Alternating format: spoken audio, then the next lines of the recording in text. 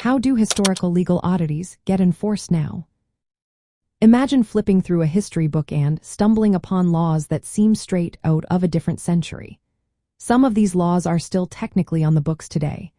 It's wild to think that rules made hundreds of years ago can still influence modern life. But how do these strange laws actually get enforced now?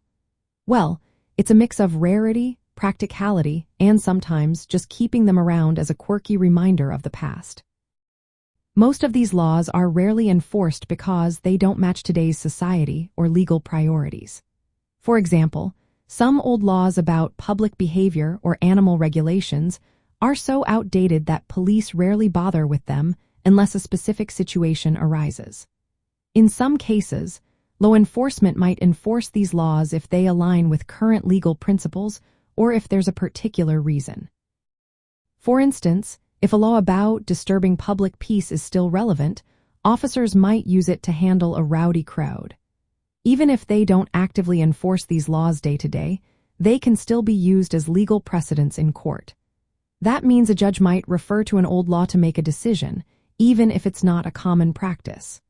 Sometimes, these laws pop up in media or pop culture, making people aware of their existence.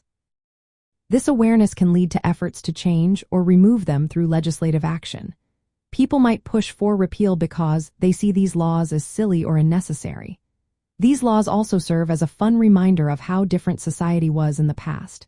They show us what people once considered important or acceptable. When it comes to enforcement today, it's mostly about context.